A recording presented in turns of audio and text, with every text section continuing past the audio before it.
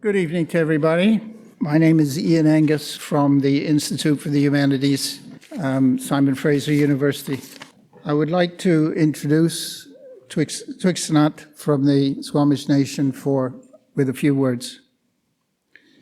This conference is taking place, and the university, Simon Fraser University, operates on unceded lands from several local First Nations, including Musqueam, Squamish, Tsleil-Waututh, Katzie, Kwantlen, Coetalem, among others.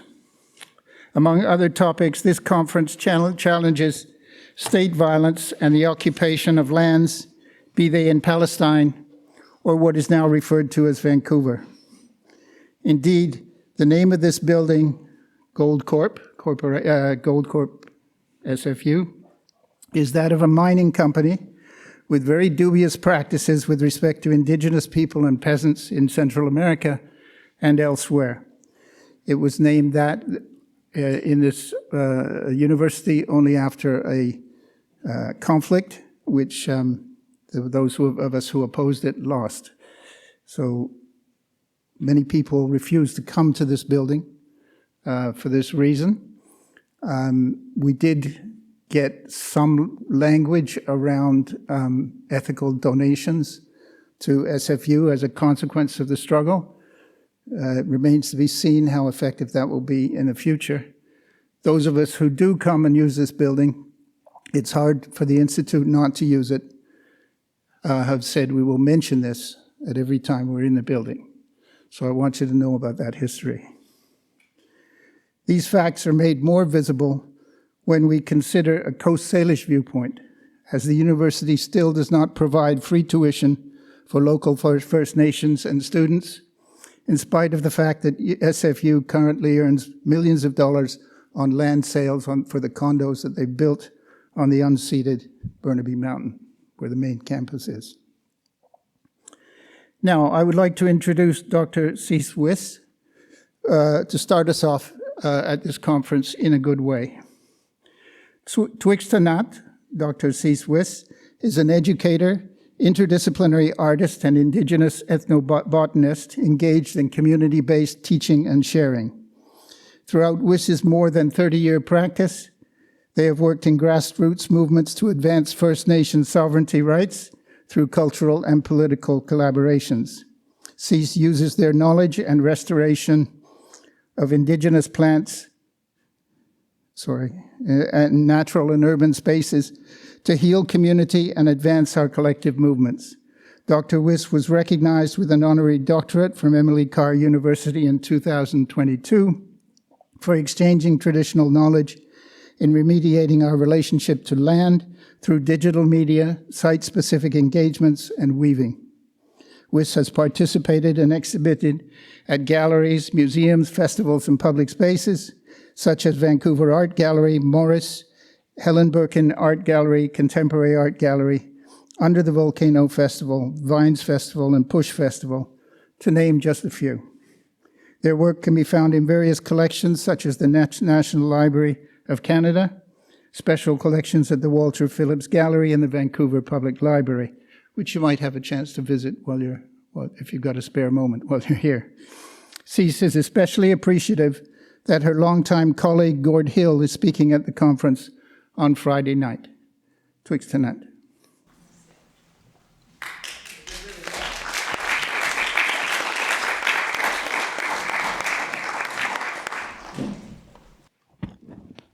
Stand over here because I'm short. Hatsquile, Each Tanoyap, Twixtanat Queen Quinshaman, Cees Queen Sna, on Hath and Squalowin, on Winoxton Squalowin Teetsies. Yeah, I'd also like to add, just thinking about SFU and its racism and all that policy that they write against Indigenous people, and how when my mother was in her 20s and I was a little child, she was a student at SFU, and she sat in those classrooms with settler women that had full identity for Indigenous rights through really corrupt law that this country enforced on our people. So when my mother walked into the church to marry my father, she was a Squamish woman, and when she walked out, she was no longer considered Indigenous. Just from that wedding, from that simple ceremony, it took away all her rights, her identity, her culture, and everything. It also took away her rights to education. And 2 years ago, I escorted her. She spent actually 2 years requesting to be considered as an honorary economics student. When she went to school at SFU, she was told by the professors, the white professors of the day, that you're going to love this, you guys, that there's no place for women in economics. Who handles the money in your house if you have women in your house? Who? The women. In our house, it was always the women. My mother was the big breadwinner. Yes, my dad worked, and he worked hard, but my mom was the big breadwinner. And she sacrificed everything to go to Ottawa to work with Sharon McIver and the late Teresa Nahaney, her sister. And the two of them fought, all three of them actually fought, and they not only went to court once and won against the Supreme Court of Canada, but 4 times in total. And they fought for the rights of Indigenous people that weren't even born yet, that have all since then been born and have identities because of those women. And it was because of the Native Women's Association of Canada that brought those women out. They hired Sharon, and Sharon hired my mother and my aunt to be part of that team. And right up until when my mother passed away this spring, she could still tell Sharon exactly where different parts of that law, which it's now a law, by the way, it's the McIver law, Sharon McIver law. And so my mother, in her last part of her life, could still exactly say where the different parts of the law were that Sharon was looking for. Sharon didn't even know it as well as my mother. And she respected my mom so much, and it was so hard for her when she passed. So, because when my mother passed, it wasn't just my matriarch leaving us. It was one of our greatest encyclopedias of our community that left us, that this institution didn't think was good enough because she was a woman. So, really want to put that into context and let you think about the people that you go to school with that are teaching and running these institutions. And I applied to SFU twice and was turned down. So we've all, in my family, until my daughter, been turned down. She's a graduate, she's an undergrad, she has 2 years with SFU doing our language. My mother and I watched her cross the stage 3 times before my mom was gone. So those are things that we had to fight 4 generations to get to. And people say that education is a right. My grandfather told my mother and all her siblings that education was the most important thing. And she became the most educated person in our community. And she could not even be given the opportunity by this institution for an honorary degree from a time when it was so racist and so sexist. So we have a lot of work to do. Just want to say that. I want to put that into context and say, think about it, because we're told as Indigenous people to get over things every day. Oh, your mom went to residential school? Get over it. Really? We're living on your best land. You should get over it. I would beg to differ that any one of you in this room wouldn't fight till the end for your land, for your language, for your culture, and for the dignity of your people. So if that's what we're going to be talking about in this conference, those are things you really need to think about, because there's a lot of privilege in these institutions. And we're still waiting at the door. We're still waiting at the door. Remember that. Now I'm going to start us off in a good way, but I'm going to actually share a song that came from my people. We have a couple of names for it.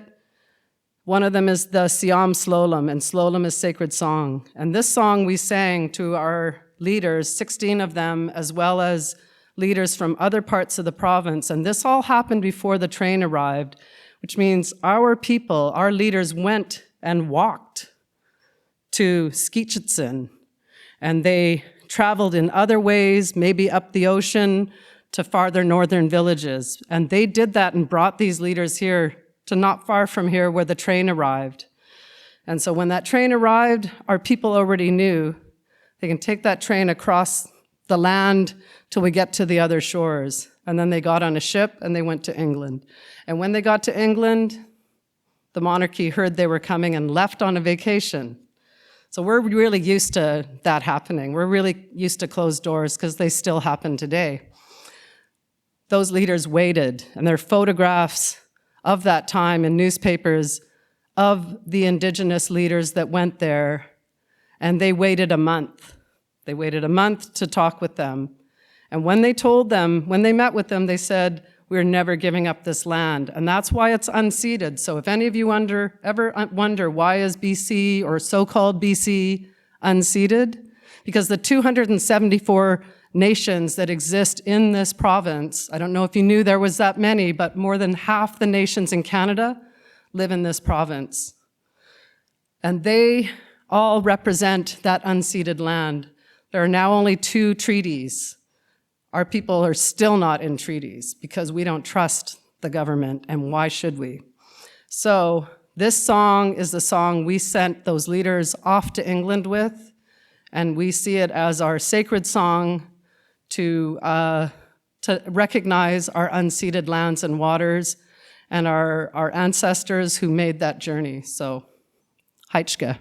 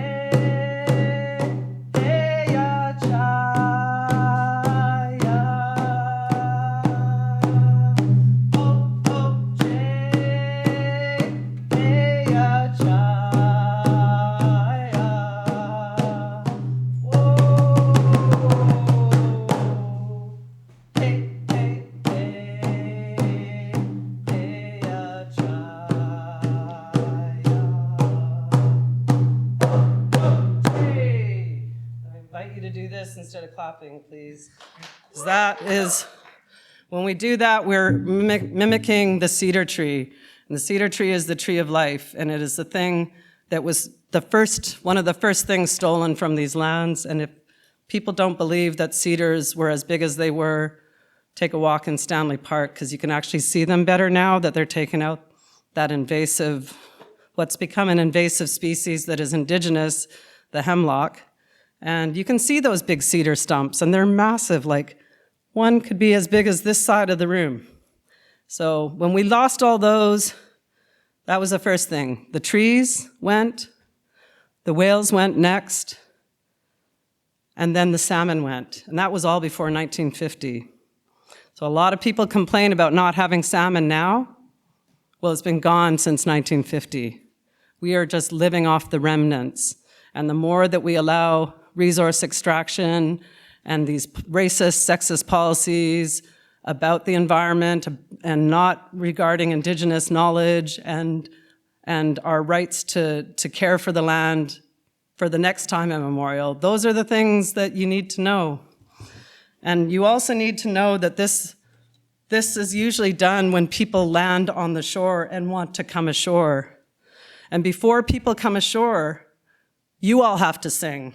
Every one of you. So if you ever really want to understand what the protocol is, it's about you being allowed to be on the shore. But at the end of the feast, you all are supposed to go home, and we know that's not going to happen because people are not going to give up their rights to the property they bought here illegally. So want to leave that with you all. Heichke. First thing I should say is that Samir Gandesha, who's the director of the Institute, and who is on the organizing committee with Rogelio Regalado, Rafael Merces, and myself, is not here. Most of you, some of you anyway, will know that already. He's taken compassionate leave from the university for some issues in his family, and I'd like to wish him all the best. And I'm sure he'll be watching whatever of this he can see on the Institute channel and taking an interest in the book when we get around to doing that, and anything else we get around to doing. This keynote speech that begins our conference, Fascist Neoliberalism and the Fate of Radical Democracy, which runs, it begins our conference, which runs through Sunday. Friday evening at 7 p.m., Gord Hill will give the third annual Chinmoy Banerjee Lecture in Anti-Racism, entitled From Pine Ridge to Palestine, A Comparison of Colonialism and Anti-Colonial Struggle. It will take place in Harbor Center, SFU Harbor Center, down the street in room 1700, where all the rest of the conference will take place. Some of you are here for the conference and will know something about it. Some of you are local people who I'm glad to see you here, and feel free to take one of the pamphlets that will explain what's happening and when it's happening, and please come back. We are certainly very welcome. There's been a lot of collaboration from many different units, each throwing us not only their best wishes, but a few dollars to help us run this conference. So now is a good time to mention them. So hold on to your hats. Co-sponsors of the conference with the Institute for the Humanities include the Simons Foundation of Canada, the Hari Sharma Foundation, and all from SFU, the Joanne Brown Symposium on Violence and Its Alternatives, the Department of Global Humanities, the J.S. Woodsworth Chair in the Humanities, the Refugee and Newcomer Program, the Center for Comparative Muslim Studies, the David Lamb Center, Van City Office of Community Engagement, SNF Center for Hellenic Studies, School of International Studies, and the Departments of English, History, and Sociology and Anthropology. Now, I would like to introduce Vladimir Safatle, who's come all the way from Brazil to address us. He's professor in the Department of Philosophy and the Institute of Psychology at the University of Sao Paulo, editor of the Portuguese version of Theodore Adorno's complete works, substitute for the federal deputy in the Brazilian parliament, and author of, amongst other works, Grand Hotel Abyss, Les Circuits des Effets, and Alphabet of Collisions. We're very pleased to have him here to make the keynote speech and begin off our conference.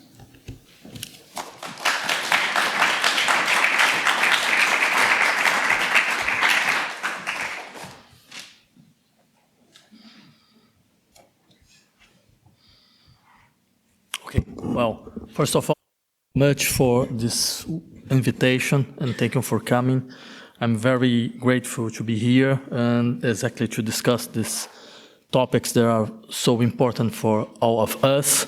And I would like to talk about, well, let's say, the constitution of some global laboratories of desensitization, especially Gaza. But I would like first to introduce a kind of a broader hypothesis about our systems of crisis and how we are dealing with that. And then let me just start saying that over the last few years, it became normal to associate the far right with a discourse based on lies, deception, and disinformation. Thus, we often see the indignation at the ease with far-right voters supposedly accepting the most far-fetched propositions and the most primitive tricks.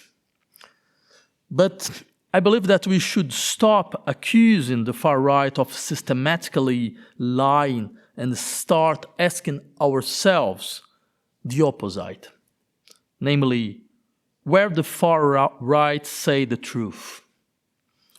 In other words, what kind of realism does it actually offer to its voters? Because believing in the central power of lies is like seeing far-right voters as having some kind of basic cognitive deficit, as if they were structurally easier to fool. It would be better, however, I believe, to ask ourselves what's the function of the false discourse here, or more precisely, of the factually indifferent discourse, made not to describe any real state of affairs, but to mobilize and amplify the power of those who believe in it. Well, let's start from a principle of charity. Far-right voters largely understand that the existence of a far-right position is in itself the expression of a truth, of a decision to say things as they are and to speak frankly. Faced with this, the rest is magnification, is the exaggeration necessary to make everyone understand the seriousness of the situation. Whether this exaggeration is factually true or not would in no way detract from its validity as a warning, as an anticipation of what could actually happen. In other words, no, far-right voters are not being fooled. They know very well what they are doing and they continue to do it. For them, even if the information they are sharing is not exactly a fact, it is the expression of a trend that could at some point become a reality. This is a way of reminding us that it's not a question of providing the correct version of the facts and hoping that this will have a deterrent effect. Nor it's about believing that judicializing the truth will save us. Even if what the far right produces as information is banned, it will continue to circulate and produce its effects. That's why the most sensible thing to do is to start by asking where the far right is telling the truth. Truth is a fundamental political force, and we will continue to systematically miss the point as long as we don't understand the far right's ability to enunciate true propositions between the lines. Well, let's then do a quick macro-historical analysis to better understand the problem. We are facing an unprecedented combination of crises that cannot pass within the capitalist system, that generate them. Ecological, demographic, social, economic, political, psychic, and epistemic crises, all together. Crises that tend, to a large extent, to stabilize, becoming the normal regime of government, such as the long political crisis of the institutions of liberal democracy in the last 20 years, or the long economic crisis that has been in the horizon of justification of our economic policies, of our countries and institutions since 2008. These crises have not prevented the preservation of the foundations of neoliberal economic management, nor the deepening of its logic of concentration and silence of social struggles. On the contrary, we could even say that they have provided the ideal ground for this process to take place. This dynamic of normalizing crisis points to a mutation in our forms of governance, as these can increasingly normalize the use of exceptional, violent, and authoritarian measures within social management process, as we find ourselves in a situation of permanent fear. Faced with such a situation, there are a number a limited number of possibilities. One is the structural transformation of the conditions that have generated such a system of related crises. And this requires that we no longer see ourselves as managers of the crisis generated by the capitalist system, but as an offensive force against capital. Another possibility is the generalization of the paradigm of war as a way of stabilizing the crisis. We can say that the generalization in all its different forms, it's based on a certain form of realism that consists of saying that it's not possible to change the basis of material reproduction of society. The related crisis will not drive an overcoming or even a structural transformation of capitalism. Not least because none of these alternatives are really on the agenda of the hegemonic powers that make up, let's say, the liberal constellation we know today. From capitalism's internal point of view, in the face of crises of this nature, it doesn't reform itself unless force linked to the system of worker struggles force it to do so. In fact, in situations like this, capitalism doesn't slow down. It speeds up. It deepens its illusion of an infinite extraction of value from land and labor. And this is not surprising for a system whose rationality is based on the maximization of individual interest, plus the illusion that such maximization would ultimately produce common wealth. After all, from the point of view of individual interests, there is no reason why I shouldn't take advantage of crisis and intensify my profiteering and the creation of monopolies.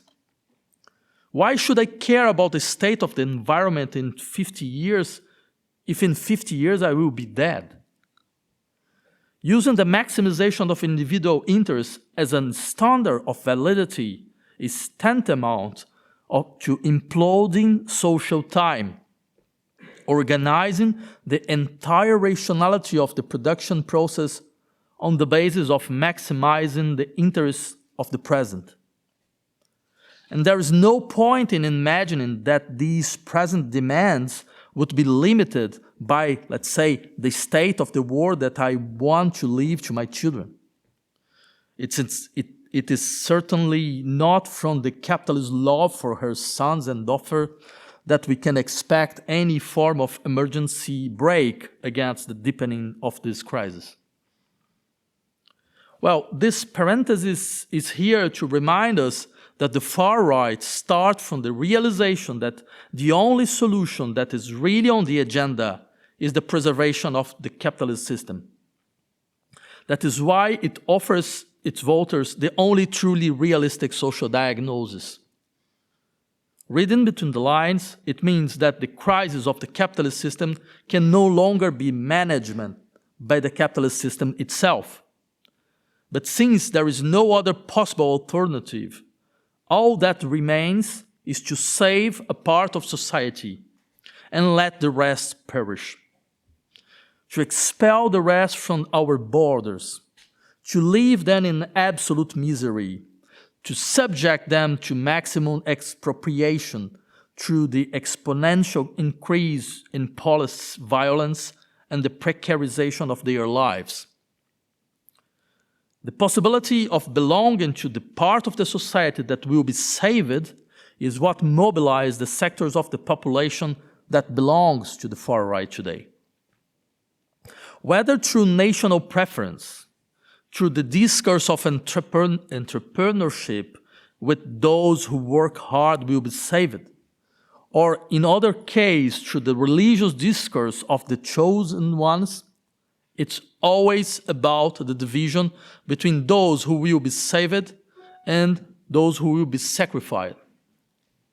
As brutal as it is, the discourse has its coherence, especially at a time when the left doesn't really believe that a change in structure is possible, since it never tries to achieve it when it's in power. Our call for solidarity is therefore profoundly abstract, and for large sectors of the population, simply false.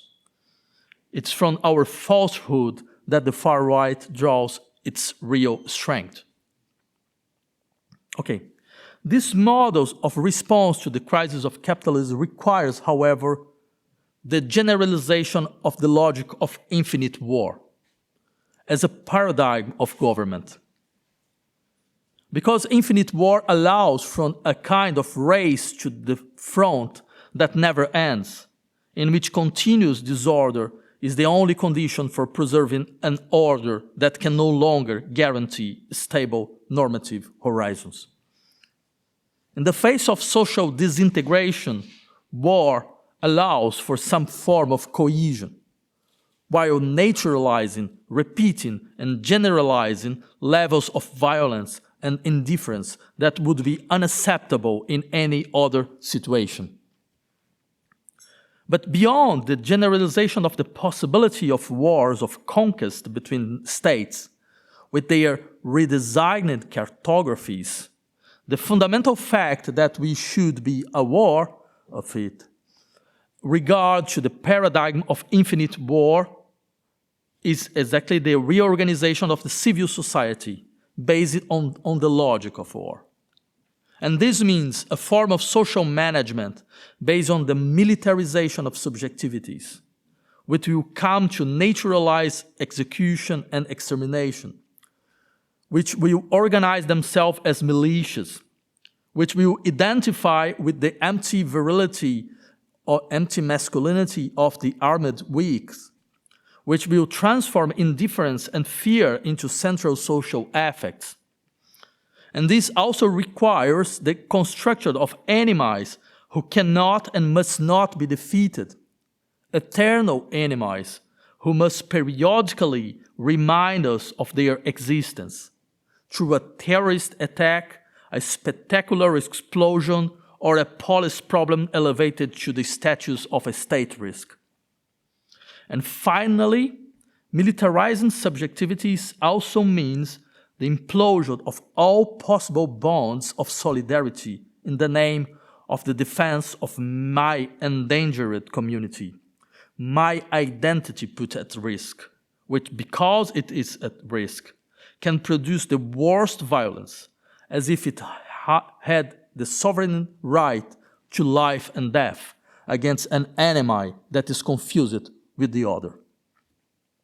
Okay, what I would like to argue with you today is that this process has at its turning point this monstrous operation that we now see every day, which consists of making people not feel Gaza. This is the real social experiment carried out by one of the most warlike far-right governments we have today, to then desensitize people to catastrophes, to make people no longer indignant or act to prevent them. If this is possible, then Gaza will only be the first chapter of a generalized social implosion. And I like to start by recalling some figures from the largest civilian massacre in the entire 21st century.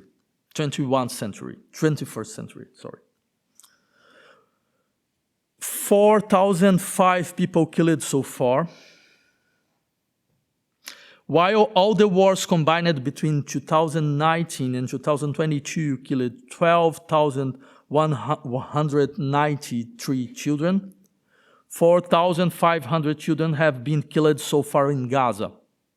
Right now, 50% of Gaza population, or 1.1 million people, are in the condition of catastrophic hunger, the highest degree of hunger according to the integrated food security system. This is the largest number of people ever recorded as victims of catastrophic hunger anywhere at any time. said the United Nations Secretary General Antonio Guterres. Cases of torture and rape are becoming more and more frequent. Faced with this situation, we could start this senseless exercise of comparing exterminations and genocides. In this regard, I can only echo the words of this Brazilian ethnologue, Luiz Eduardo Soares, who faced with the comparison between genocides that only aims to limit our ability to feel the intolerable when it's in front of our eyes, said in the memorable text, the pains are not comparable, they are the same. Yes, it's true. There's no point in comparing pain because for the time being, there are no pain intensity scales, scream meters, or building explosions thermostats in supermarkets. You can't compare what is the same. But I would like to draw your attention to what exactly Gaza means. And to do that, I want to insist in the conjunction of 4 processes that characterize Gaza: repetition, desensitization, dehistoricization, and legal vacuum. I want to talk about each of them because I understand that they are not just reactions to what comes out of Gaza, but global instruments of government to be applied on an indefinite scale against populations placed in extreme vulnerability. In other words, Gaza concerns us all because we are facing a kind of global laboratory for new forms of government. As we have seen at other times in history, practice and device of state violence and subjection developed in a specific place are gradually generalized in crisis situation. When thinkers like Berenice Bento, the Brazilian one, say that there is a Palestinization of the world, we have to take their words seriously. And I would like to begin by showing you an image. It's the scene of the Al-Rashid Street massacre in which more than 100 Palestinians were killed by his Israeli army while they were looking for food. And as Netanyahu said of this massacre, it happens. In other words, it's something that should be seen as an ordinary event, not worth dwelling on. And I just would ask you to see the images, if you can. Yeah.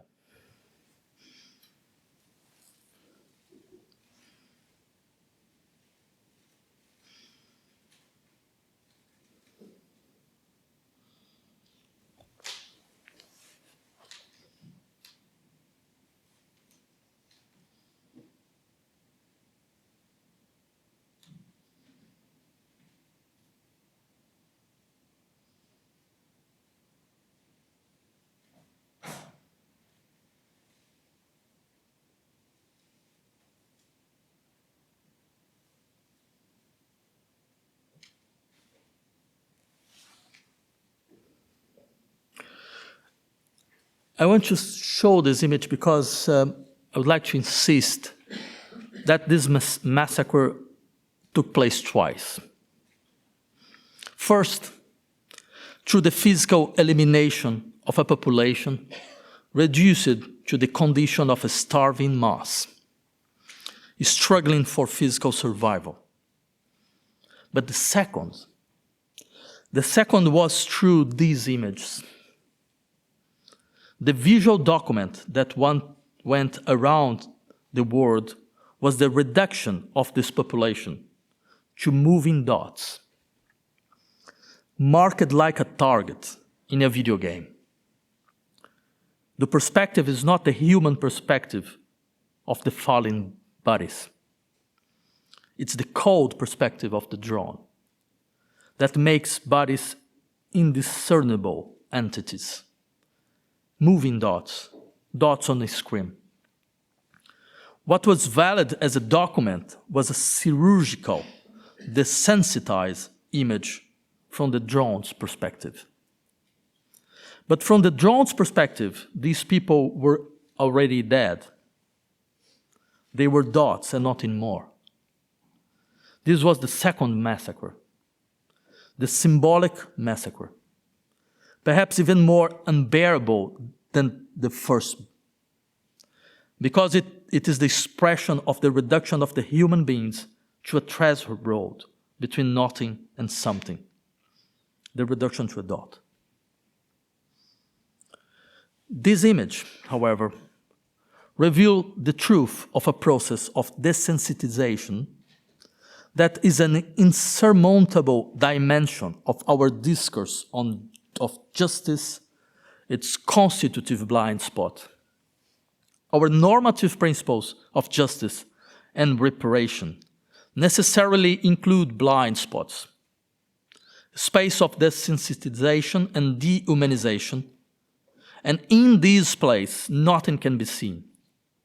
There is a fundamental need to prevent the work of collective grief, of public mourning and indignation. That's why places like Gaza are the constituent part of our political order. They have always existed, and to a different degree, they continue to exist. What Gaza does is, in a way, amplify this logic, exposing it in all its brutality. Until now, there has been no ideal of justice without blindness, no defense of the physical integrity of subjects without the right to erase others. And this could be no different in a world subjected to the unlimited extension of a system of production in which the possibility of radical equality is structurally denied.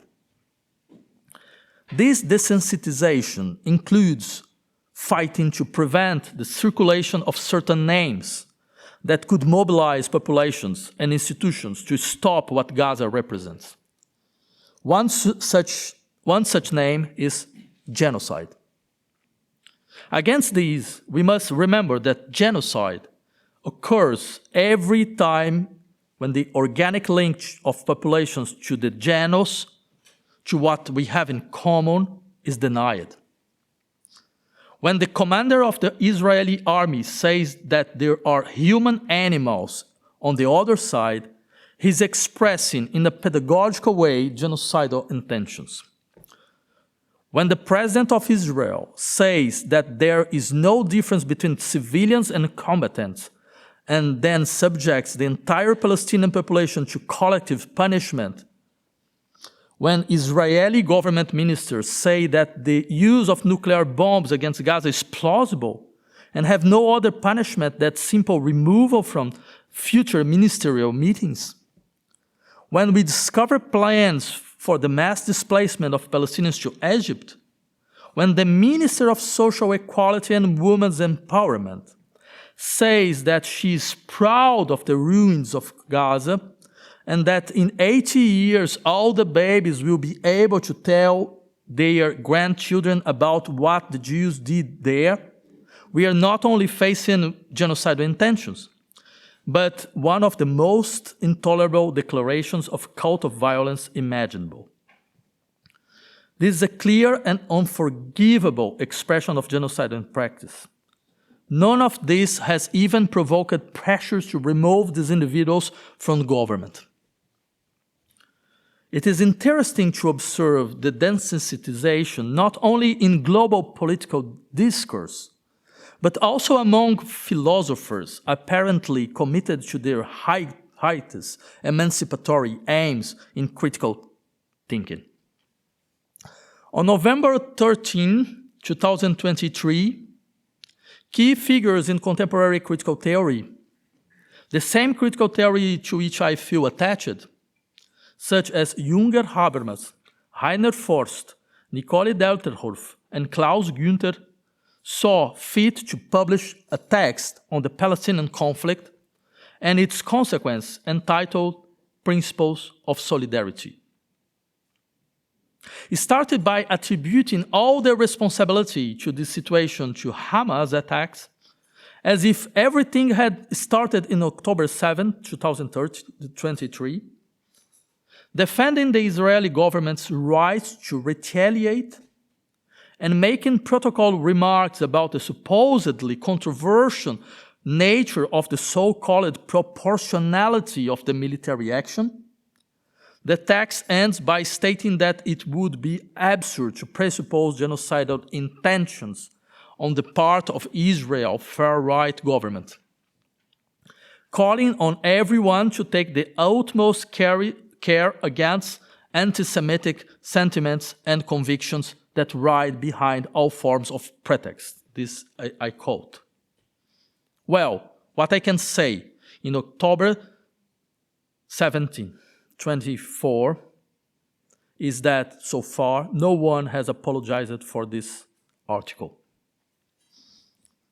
What interests me here is how this article demonstrates how universalist principles of justice can very well be used strategically to expiate local ghosts of responsibility from past catastrophes, creating a strange desensitization with moral arguments. It shows how fidelity to historical trauma, the sense of responsibility for the past, can lead to a profound desensitization of the present. Above all, it shows how this duty for memory that the German people experienced was not a work of elaboration and reflection. It was, in fact, a taming operation. Reflection occurs when we realize, for example, that, and I quote Adorno and Horkheimer, Dialectic of Enlightenment, anger is vented on the defenseless who attract attention.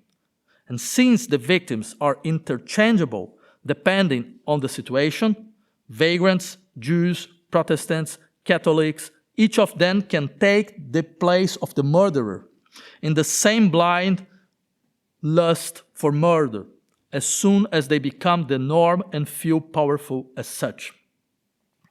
Well, this is a passage from Adorno and Horkheimer, Dialectic of Enlightenment, and I think that it reminds us that we shouldn't fixate on the actors of social oppression because they can't change place.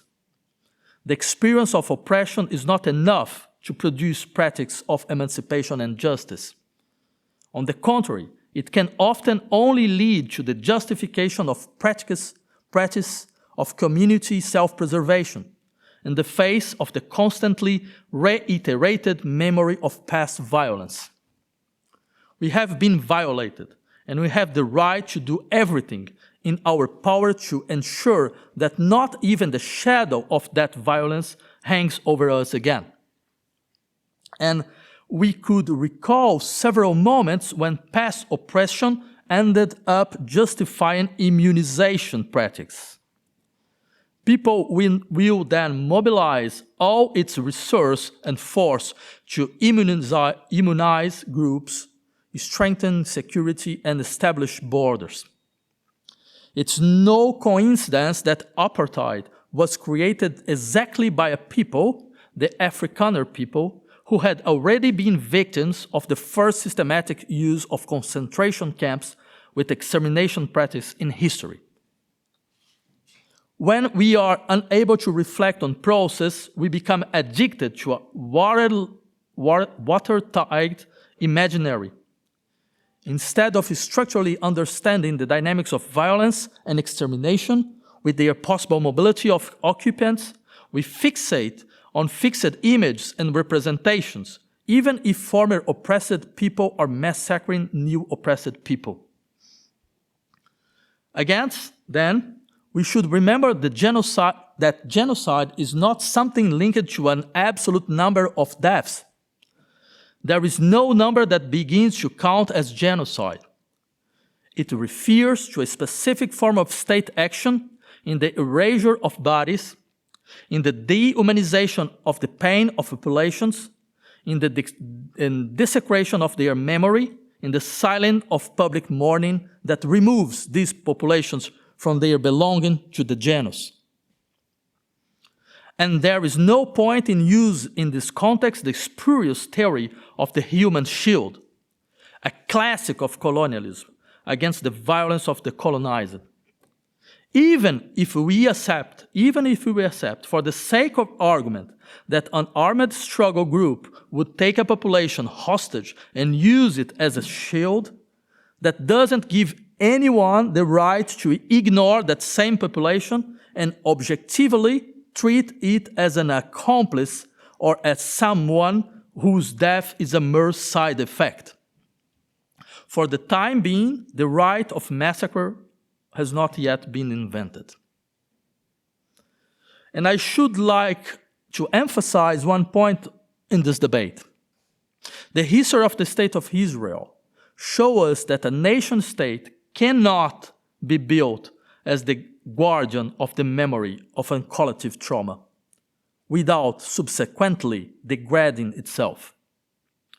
We know how the whole process of creating Israel, a unique and singular process, was built on the memory of the trauma of the Holocaust and the global awareness that nothing like it should never happen again.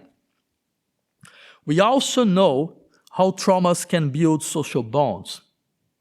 The sharing of the violence to which one has been subjected, the memory of loss are powerful elements in the creation of bonds of all kinds. Identifying with the collective trauma consolidates identities and removes subjects from vulnerability, because the community that it's created by sharing the trauma has the power to generate the sharing of collective memories and provide the basis for struggles. But there are two moments of social attachment of collective trauma, and this is only the first. There is a second moment in the social bond produced by the sharing of trauma, and we must know how to avoid it. Because when management by the nation state, the duty to remember trauma necessarily ends up opening the door to an authorization of violence against everything associated with the trauma, both inside and outside the nation. It's not the nation state that can be the guardian of social trauma, but the community. In fact, it is up to the community of trauma, the community, to prevent the state from taking possession of the trauma, so that the experience of trauma does not lose its social power to create bonds that do not yet exist, create communities without limits or borders, a strength that comes from the certainty that the trauma must never happen again, anywhere, least of all in territories that I have illegally occupied. But there is something else I would like to talk about. It's the dehistoricization of the Palestinian struggle and the construction of the legal vacuum in which they are subjected today. Some would like to start this whole discussion with the terrible attacks carried out by Hamas on October 7th. My criticism of Hamas has been repeated several times in recent years, and my absolute rejection of indiscriminate actions targeting civilians is unconditional. But it's part of the practice of desensitization to deprive populations of the history of their struggles.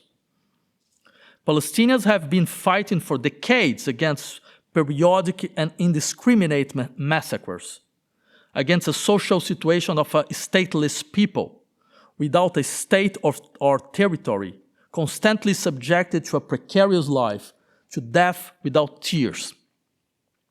The fundamental characteristic of life in Gaza is the brutal repetition of the massacre. Operation Summer Rains, 2006. Operation Autumn Clouds, 2006. Operation Cast Lead, 2008. Operation Cloud Column, 2012. Operation Protective Edge, 2014. Armed Conflict, 2021. These are just the latest acts of violence against Palestinians living in Gaza, repeated over and over again and subject to the same indifference. It could be said that all these operations were an exercise of the State of Israel's right to defend itself against a group that wants to eliminate it. However, this form of defense is no defense at all. Let's do an elementary projection exercise. What will happen after Israel's so-called military actions in Gaza? Will Hamas be destroyed? But what exactly does destruction means here? On the contrary, isn't exactly that how Hamas grew, namely after unacceptable actions of collective punishment, international indifference? And even if the Hamas leaders are killed, won't other groups appear, fooled by increasingly brutal spiral of violence? It would be important to start from the historical fact that all the attempts to annihilate Hamas militarily have only increased its strength, because such military actions have created the ideal narrative framework for it to appear in the eyes of most Palestinians as the legitimate representative of the resistance to the occupation. As if that weren't enough, I can't claim the right to defend when I deal with reactions coming from the territory that I have illegally occupied. Contrary to what some people believe, there is international law. It exists, and it clearly states that must be done. International law recognizes Palestinians' legal status as an occupied territory, an occupation considered totally illegal by United Nations Resolution 242 and 338, more than 50 years ago. In other words, the best defense is to respect international law and return the occupied territories. But however, in Gaza, the law no longer has the force of law. In fact, leaving a people without a law, without a state, without citizenship is a practice of building legal vacuums that take us back to the core of the unsurmountable colonialism of our modern societies. Our societies remain colonial. The central question is against whom? We can speak of the permanence of colonialism because we are faced with a sovereign power that decides when the law applies and when it's suspended, in which territory it applies and which territory it is powerless. Some call this democracy. However, this is only the sharing of a geography of law typical of colonial relations.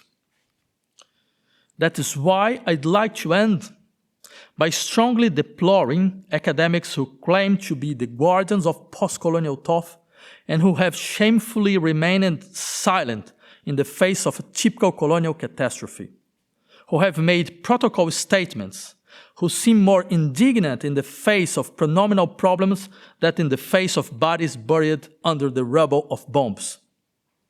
Anyone who wants to think critically must be willing not to put their personal interests before the necessary commitments. I really suspect that some people's post-colonialism ends at the limits of the Walmart's Diversity Committee. And I would like to acknowledge the profound coherence and intellectual honesty to those academics who have suffered the worst retaliations and stigmatization for showing solidarity with the Palestinians at a time when solidarity has become one of the harassed weapons. And that is why I'd like to end the speech by appealing to the language spoken by the inhabitants of Gaza. The language that was the language of my ancestors, but which was never spoken in our homes. The language that I never heard, because its silence represented the belief that there would be perfect integration with the West for us. at a time of disintegration. I therefore wanted to end up with this language silenced by the belief in an integration that never took place in the way it was promised. As if it were a case of rescuing from the ruins what was excluded from our voice, so that the silenced language can bring the pain of unfulfilled promise and the continuity of struggles. With the language of the inhabitants of Gaza, I would like to remind you that there is no freedom without land, and that there is no life possible without freedom. La haya bidu nahoya. Thank you so much.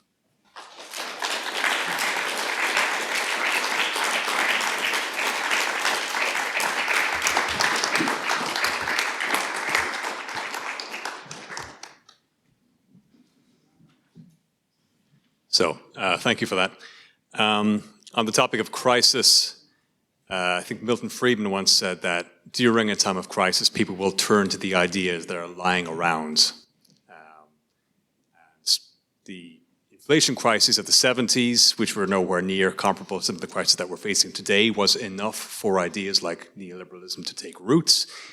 And those have propagated further crises over the last half century, and it's capitalized on those crises, and it doesn't seem to have been abated. It only seems to be made stronger since then. And on the subject of ideas lying around, I want to come back to what you were saying at the beginning about this idea of a truth that's being articulated by the right and about a fundamental falsehood or a disbelief in the ideas articulated by the left. If it does come down to ideas left around in a crisis, and if it does come down to being able to hold itself to fundamental truth, do you think there is an idea that the left should be trying to articulate and hold itself to that is stable and viable enough to create any meaningful change? And if there isn't, why do you think it's been so hard to find for all this time? Okay, well, thank you so much. It's a very important question. I would like just to insist that we are facing a system of related crises that we never see before. We never saw something like an ecological crisis linked with economical crisis and social and psychic crisis, everything together. We saw many brutal economic crises, but not with, for example, this ecological situation that we are seeing. I come from a country that is let's say, the biggest frontier border of ecological destruction. And we are seeing the absolute change of our lives very, very quickly. Well, put this in this way, it's just a way to say the first point is we knew that this crisis will arrive. For example, I can remember in 1971, the Club of Rome published a report, the first report, a report called The Limits of Growth. Yeah. And there was a report said something like a system of exponential growth like capitalism will enter in crisis in 50 years.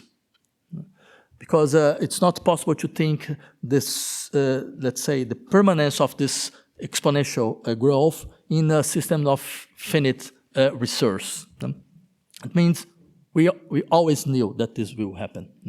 Why the, let's say, leftist progressive thinkers were not able to give an alternative to them? I think because the first point is the alternative is not possible to be built in the system that created. And for us, this is not question anymore to use our social imagination, the struggle, let's say, the power of our social struggles to create an alternative kind of society. This means not just, let's say, try to reinstallate the idea of democracy in politics, but also to understand that it's not possible to, let's say, to regulate a system that is based on this type of development that we know. And we doesn't have this idea anymore. I would say, let me just see a vulgar Marxist, because we cannot deal with the suffering that is created by capitalist society anymore. We are in the system of normalizing social suffering, psychic suffering, as a condition of our social lives, as something that we should be indifferent to that. And in this point, I would say the strong force of the far right is to say, look, let's be frank. It's not possible to make this type of structural change. Capitalism is here to stay. And then it's the only possibility is to save a part of the society. And to save a part of society is to accept that we should work as entrepreneurships of ourselves. We should accept this logic, should internalize this logic as the only possible logic for. And I think that the result of that will be the end of the left as we know it. And let's say, left, it's becoming irrelevant, absolutely irrelevant. Because we are becoming the name of a type of treason. We are always saying to our elect voters, one thing in the streets, another thing in the government. At the end, we will have nothing more to say.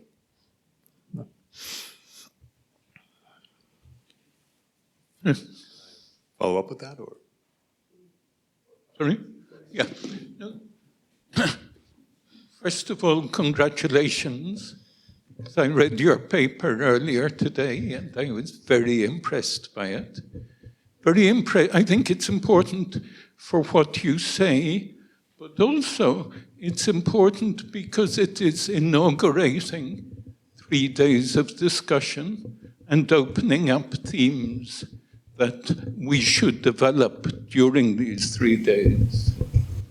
And my first question has to do really a bit with, or it's related to the previous question,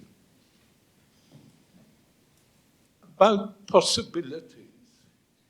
At the beginning of the paper, you talk about the unprecedented crisis of capitalism. And you say, in this catastrophic situation, there are a number of possible options.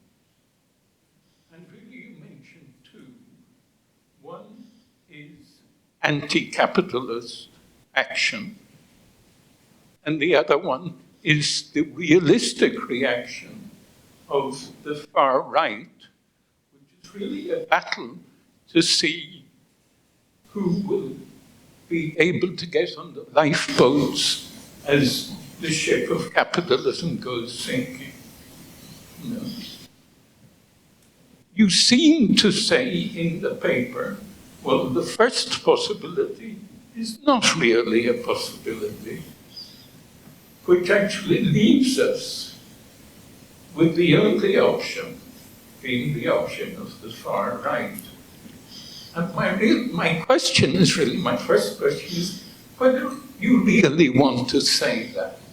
Whether you really want to say, no, there is no hope of overcoming capitalism. It appears to be what you say in the paper, but I'm not sure if that is actually. Sure. No, thank you so much for the question. Okay.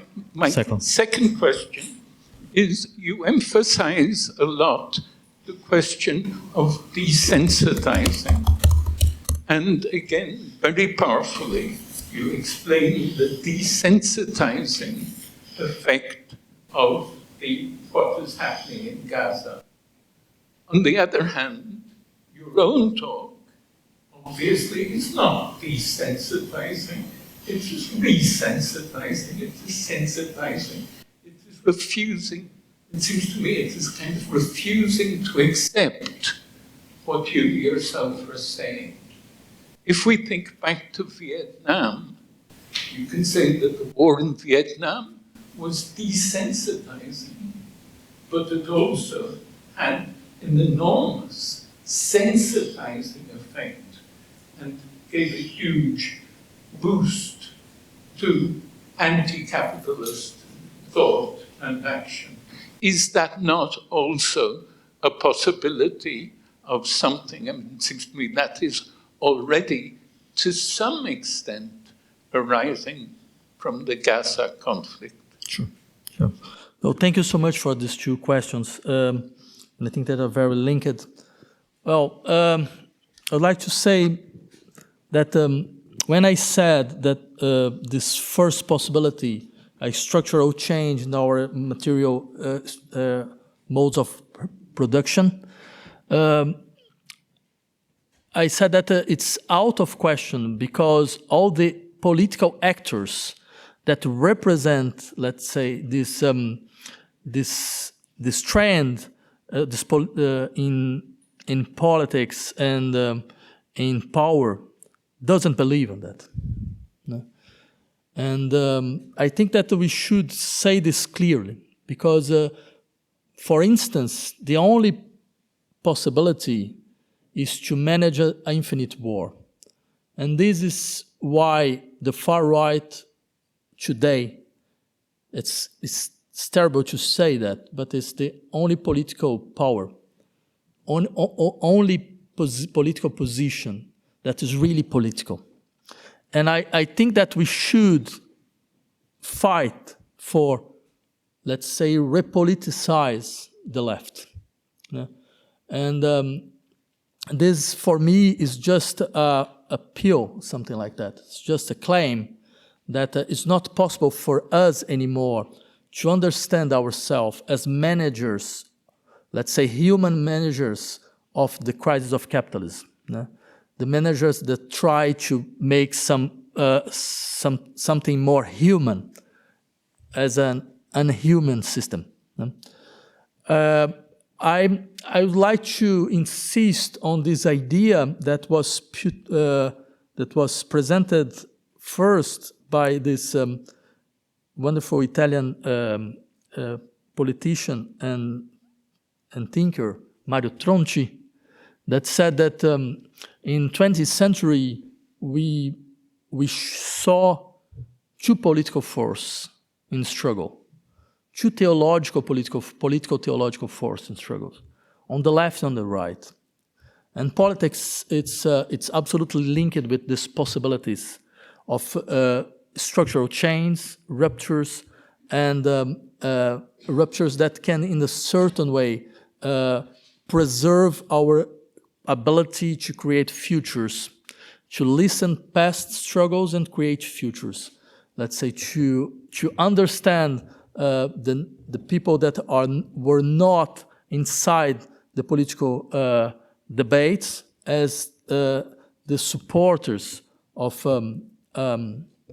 a type of social redemption. Because if we accept that we are in a system where the normal production of the system is a social alienation, then we should accept that these parts of the population that are absolutely de-identified with the material reproduction of society are the only political possible actors. And I think that the left doesn't believe on this anymore. Of course, when I said the left, what we are exactly saying, because, well, we are here, I'm absolutely sure that are people that are not committed with these positions, but we are totally minoritarian today. And it's not a resignation, it's not an appeal to a type of resignation, but it's a appeal of non-accepting anyone, let's say, any promise of integration anymore. No? That we as intellectual class, because I think that it exists, there is a kind of a necessary connection between the most vulnerable sectors of the society and the intellectual class. When we are able to create this type of connection, normally, well, some social change happen.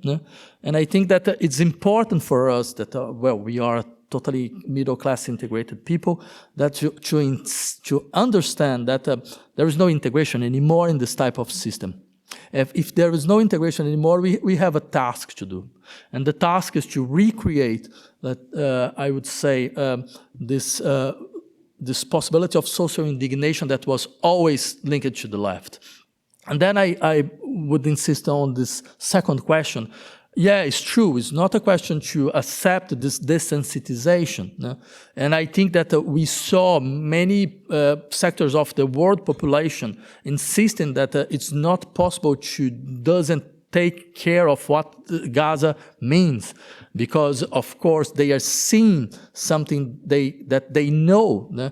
For me, it's very symptomatic that the country that leads on the international court an legal appeal calling this situation genocide first, it was South Africa.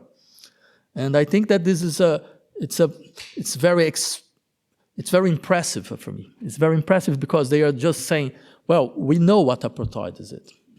We don't need to Europeans to explain us because we know, we felt. This is a part of our history, and we are seeing something similar. And we are seeing this type of desensitization, we are seeing the same type of dehistoricization, we are seeing the legal vacuum, we are seeing this again. And it's absolutely important to understand what these people that were let's say, victims of this type of politics are saying now in this situation. Then it's of course there is it's important not just indignation, but it's an important fact that we should understand. I would like to insist on this point: how the structure of affects are building our societies. Which kind of affects are building our societies? Because indifference is an affect. Fear is an affect. And this desensitization is a type of affect. I would say it's a necessary affect for this terminal moment of neoliberal societies. Because we are talking about a type of society that understands that freedom is the most important value that we know. But what they understand by freedom? They understand by freedom self-ownership, the possibility to be, let's say, the owner of myself. This self-ownership, it's a way, let's say, to insist there is no something like social freedom. Freedom is an individual predicate, is an individual attribute for those who are able to be the owner of themselves. Of course, in this situation, every type of solidarity has no meaning at all. Because in this situation, when I'm just the owner, this is my possibility to insist on freedom, is something like, for example, I can give an example. For me, it was very impressive. Well, I came from a country that has the worst COVID politics in the world. We had a far-right government in this time. And we have an anti-vax government. And it was very interesting to listen, for example, the person that was our president on this time saying, look, well, the body is mine. It's my property. If I don't want to be vaccinated, this is my problem. It's a problem of nobody else. And of course, this proposition, the body is mine, is false. This body is not mine. There is nothing like individual bodies that are in relationship. We never saw something like that. A body is absolutely connected with the other bodies from the beginning. It's an interrelated body. The notion of interrelated body, it's the first notion, the more concrete notion. The individual bodies, they are just abstractions. Let's say the social body is the only real in concrete reality. Let's say the individual bodies, they are just abstraction of the social structure. And of course, but if we understand freedom as the affirmation of this individual level, Yeah? We are not able to deal with this, let's say, the claims of the social body. And the claims of social body, I would say, is a claim to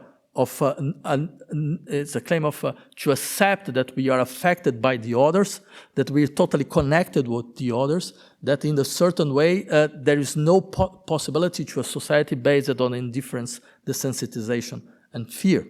Yeah? And I think that what we see in cases like Gaza is an affective laboratory. This is the most important thing for me.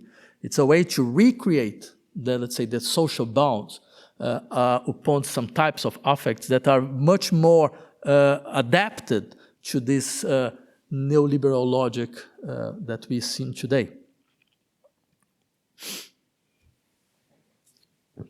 Is it me? Hi, I'm back here. I just want to say thank you for your talk and also for some of the questions. It's a very useful framework for us to think about what's happening in our societies. I just want to pick up on the point that you made around the vacuums of law and how these crises are opportunities for fascist governments to create these vacuums and then through those vacuums create impunities for themselves. And I wonder if you could expand or speak a little bit about how these sort of vacuums are created perhaps because of fragilities that also exist within systems that are perhaps we thought were designed to sort of make sure that impunities did not exist.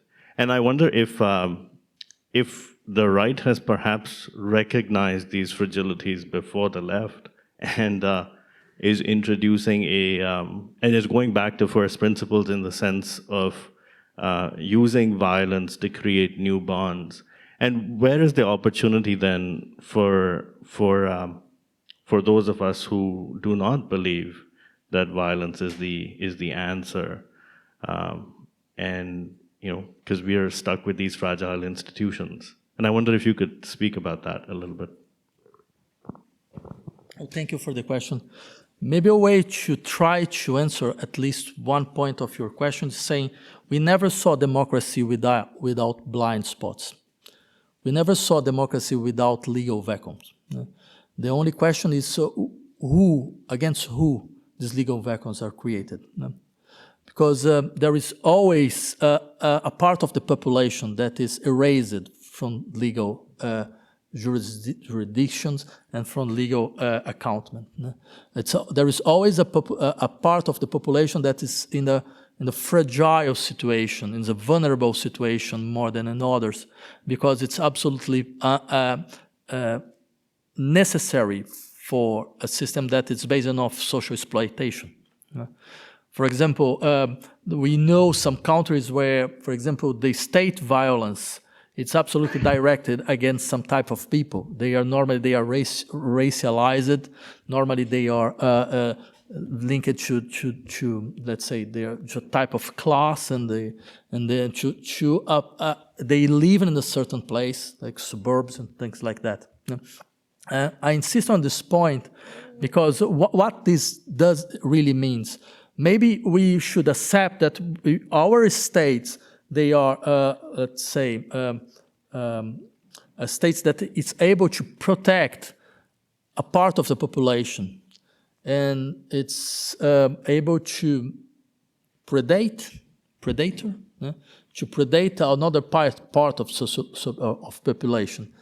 And for example, I think that this is not just something linked to some special place like Gaza, but this is first the result of the colonial regimes that were a base of our society, especially, for example, in America, South and North America.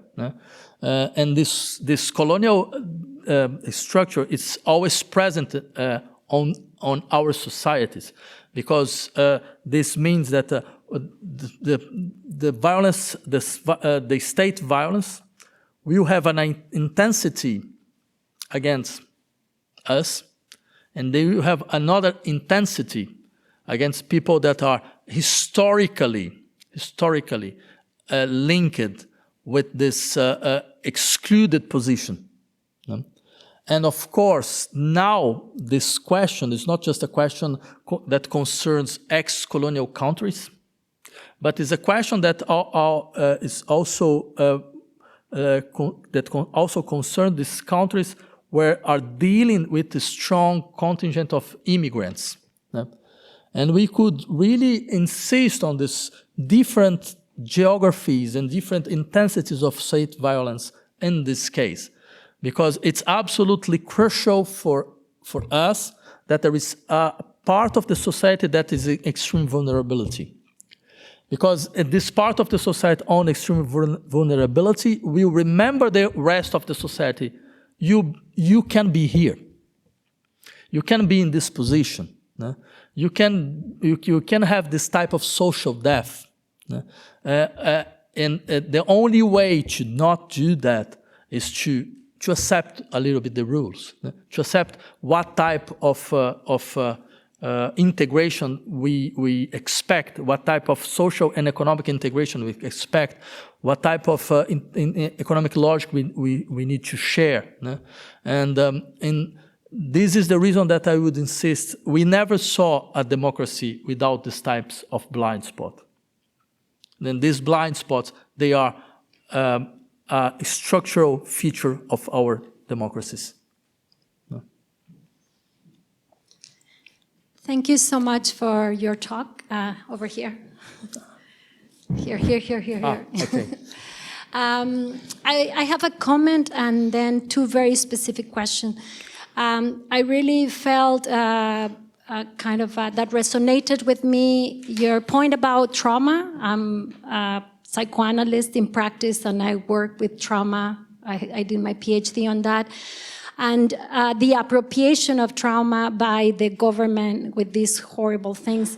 But I was also thinking about the desensitization that you were talking about, and whether or not that is caused precisely by the, that I have experienced myself.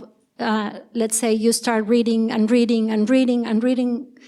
then you kind of deal with your life in such a way that is like the reality over there is kind of embedded in your reality, and sometimes doesn't allow you to function. Let's say, like you are just like feel horribly guilty about having a shower or a meal, right? Like just thinking about the horror, or even worse, the desacralization of death, right? Not only of life, but death, that there's no place for rituals, for, like saying goodbye in a dignifying way. So those things like really shatter. However, I think that I'm not so sure that there's no movement, in the sense that there's a lot of people that share things, in social media or in demonstrations that speak about a big force that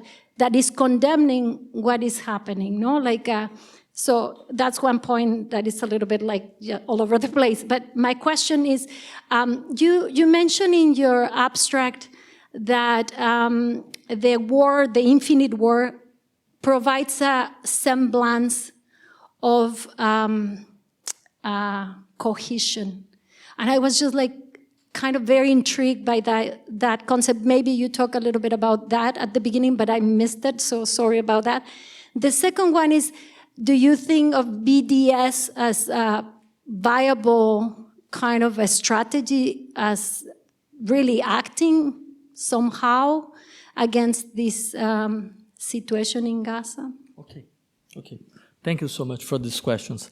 The first question about the infinite war. Well, first of all, I agree to you about the question of trauma, and I would just remind that how this is so important for us, for our culture, For example, let's just remember Antigone, this Sophocles tragedy, and the idea that a state that is not able to preserve the right of mourning anymore, no matter who is the person that should be mourned, cannot exist. And I think that the question is what we do with deaths. And this is the reason that I insist, well, this is a typical genocidal idea. You dehumanize death. You don't accept that the death will be affected. There will be an element that will affect the living people. Then I think that this is the first point. About the idea of infinite war, I would insist that wars became a normalized situation for us. We know some authors that insisted 20 years ago about this indifferentiation between a state of war and normal situations, and this normalization of exceptional laws. And I think that for example, Agamben, for example, I think that he's right. I think that he was able to understand one very important point that that is, I think, very, very clear for us today. And infinite war means that it's not just that I will, let's say, well, the idea is I will make society accept the violence and the sacrifice of war as a normal thing. And to accept the violence of war means I will change in a kind of a molecular change the structure of society. I will make people see themselves as a military subjectivities. That I will normalize this logic of militias. I will normalize the logic of self-defense as the only possible way to deal with conflicts. I will normalize this expectation of violence everywhere. And of course, this is a way of government. This is not the description of a social, it's just a way of government. It's a way to say, for example, for the government to say, let's be a little bit Rubbisian. Let's remember Thomas Hobbes. Let's say something like, okay, society is a kind of infinite war. It's a war, it's a kind of we are in a war situation. Of course, if we are in a war situation, well, there is always this possibility, well, I need a sovereign power.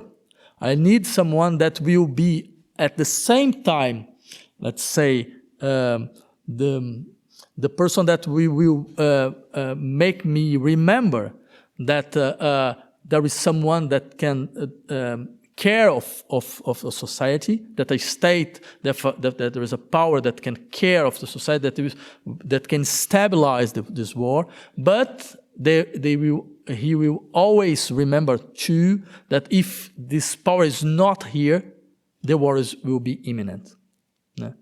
Then it's a kind of double, let's say, a double perspective always present.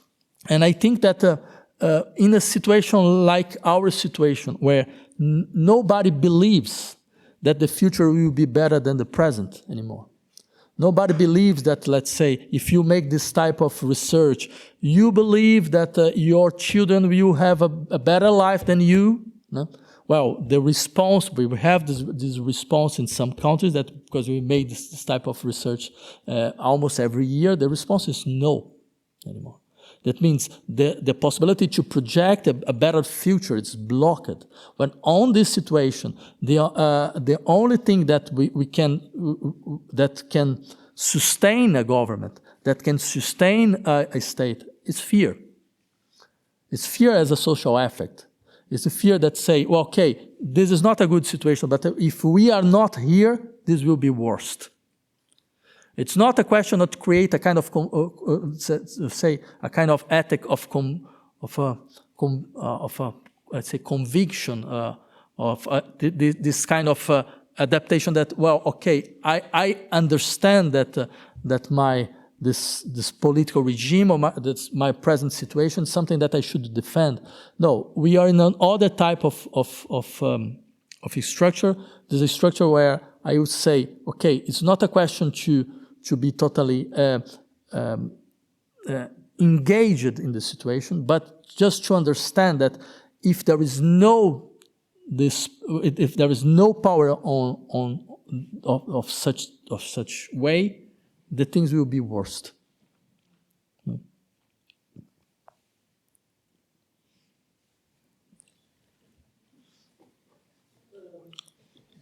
Questions. The last word was fear and affect and body experience, that the me is in part of a we. And when I saw the pattern language you showed us from this perspective of a drone fighter from Rammstein in Germany, which kills a village in Afghanistan or in Gaza or wherever, I realized I saw a pattern language. I could see it as ants or beings and human beings, and when I realized that these were people like we all here in a room, I start to scream.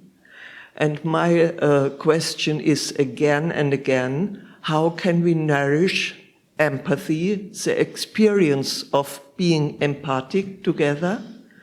And how can we bring it in our daily life all together here in this space, that we need a hug?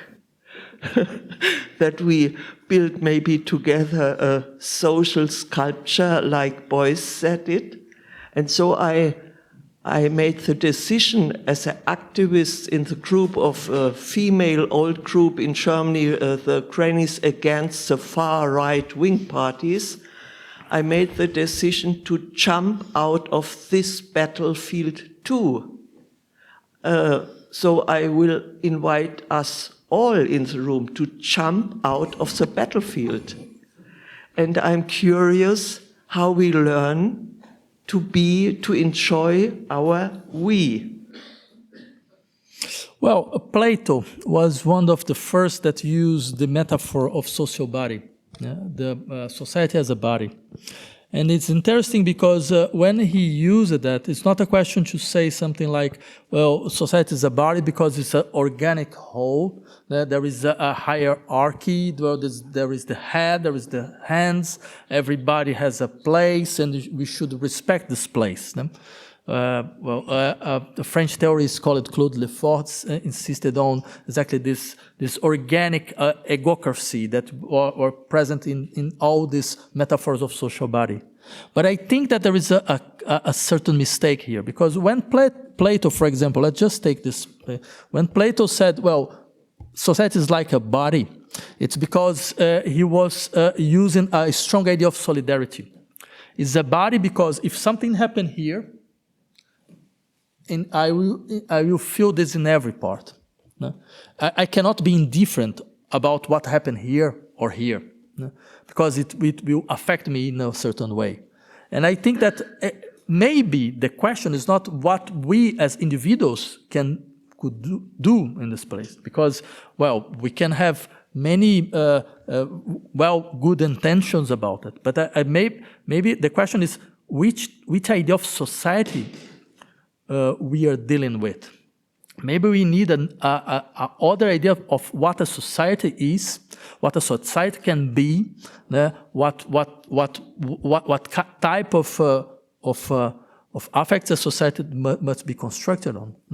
And I think we just erase this idea of a society is a kind of social body, and a body with mutual relationships. And we cannot be indifferent, because what will happen here, this indifference will affect the whole structure. And we saw in the history of 20th century how this space of social desensitization There's a space that were not just in Gaza, that were in African countries, in colonial structures. They were just the first step of new types of government that will, new device of government that will be used everywhere in crisis situations. And let's just remember, for example, concentration camps appeared first in the colonial war, in the Boers War in South Africa and in Cuba, and also in the Spanish colonialism in Cuba. And all this device that we saw in authoritarian and totalitarian regimes were created before, but against some types of people, the people that had not the right of visibility.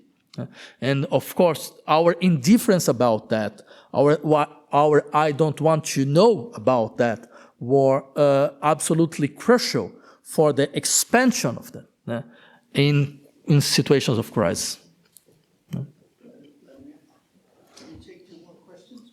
Well, how you want. If you can keep going. Let's take 2 more questions, and then we'll use them all up on the first one. I've got a question here. Yeah. I wanted to kind of build on this notion of the discrepancy between law and conscience. So there's always been a critique of the law from various political quarters, but if what we're talking about is a fundamental rupture between law and conscience, what does that do? Or let's say the climate emergency, a fundamental disruption between law and nature, where law as an ordering mechanism goes away or stepped aside as a ordering mechanism.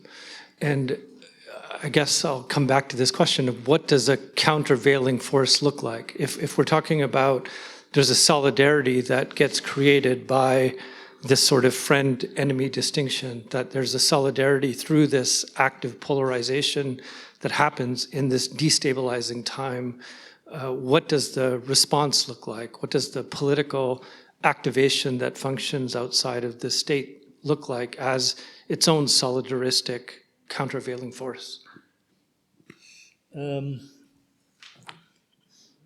Maybe it could be good to have the 2 questions in a row, and because there is too many people that want to ask more, so maybe we have to right now. Yeah. Sure. So I think that you were next. Yeah, my question is about the affect of militarization. So you mentioned a couple, indifference and fear.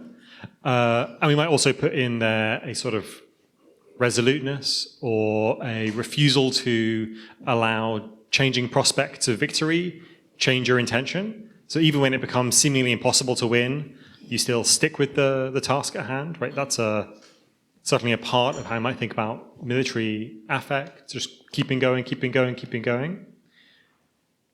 And I wanted to ask you about how you see that affect and the other affects you mentioned playing their own part, not just in a paradigm of far-right management of indefinite crisis, but also about how those affects have been marshaled by different resistance movements. So if you think about the kind of the way in which like societies become militarized, you can also see in the struggle for Palestinian liberation, right, like a tendency towards militarization. So Hamas replaces Fatah as the sort of the dominant, like most sort of globally significant power in that arrangement. Right? So there's a sort of a same kind of dynamic there. And I wonder if you could speak to how you understand that and whether or not we should make a sort of distinction between the kinds of far-right developments of that militaristic affect, or whether or not we should, what do we do with that?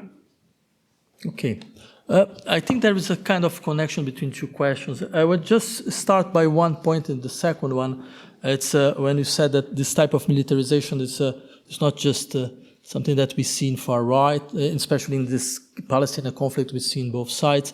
I would just remember that there is something that is important on this conflict, because the Palestinians, they accepted to stop, let's say, the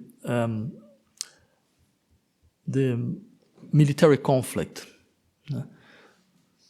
Because if we remember what happened with the Yasser Arafat group, the Organization of Liberation of Palestine, they deposed the arms, they deposed the guns, they accepted the negotiation, and they were deceived in a certain way, because they believed on that, and they believed on the Oslo agreements. And what happened after that?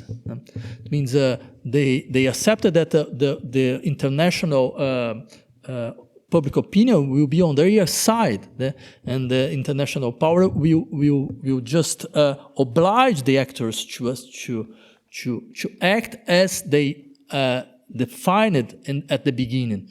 But what stopped the Oslo agreements was not terrorist attack of Hamas or another group. What stopped the Oslo agreement was the fact that the prime minister of Israel was killed by a settler, by a Jewish settler.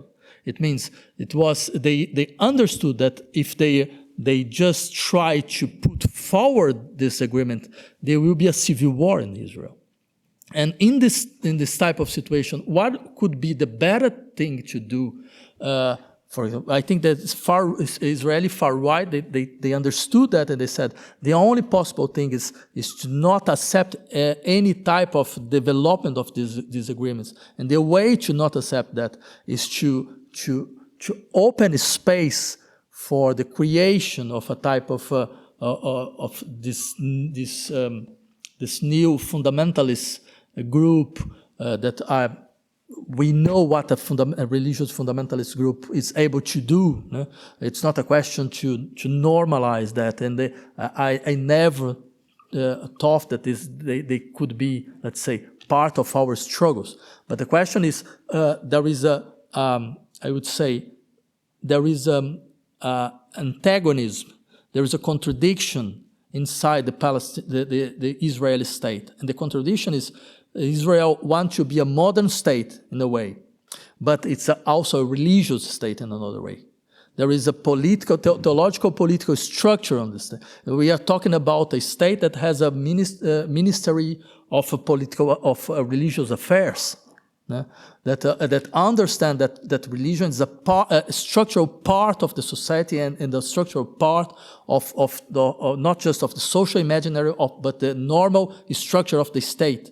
But this contradiction cannot be solved. It's not possible to solve this contradiction. But to solve this contradiction is to deceive one part of the population, is to turn one part of the population against another part of the population. And then the only way to not solve this contradiction is to accept an infinite war.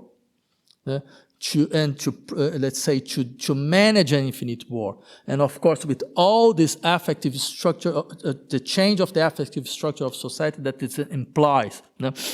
And I think that when we have this type of situation, well, we will deal with a kind of microological change in the society that will create this far right perspective for so long. But your questions are linked also, I think, with what happened for those who want to fight against that, with type of affective structure that we should presuppose on this situation. And I would just insist on one point. Well, what I think it's a starting point for us is to accept that what normally we understood by left, it's today based on fear. It's also based on fear. This is our most strongest affect today. Even those who fight for social emancipation, in the biggest extent. I say that not just, one more time, not just for resignation, but just to insist that we should understand how we came to this point. What happened to us? What happened to our positions? What happened to our struggles on this? Because we are talking about a historical moment of a strong social deception. And this social deception can be important instrument for those who want to insist in the broader, on a large idea of social emancipation. What is a large idea of social emancipation in this case? Let's say, the defense that what constitute a policy of emancipation till now were just two ideas: radical equality and popular sovereignty. Yeah? And if radical equality cannot live in a space of social desensitization, because radical equality is radical equality. It means that not just everybody is implied in a kind of mutual solidarity, but there is no possibility to preserve hierarchies in the fields of labor, of desire, of language, and so on. This is one point, and the other point is popular sovereignty. It means the belief that we should create structures of deliberation that is closer for people, and not have this kind of let's say, deception about what means to give power to people, because we are in the moment where it seems that we are just, when we're talking about that, we are just opening space for far right. Okay, well, thank you so much for the questions.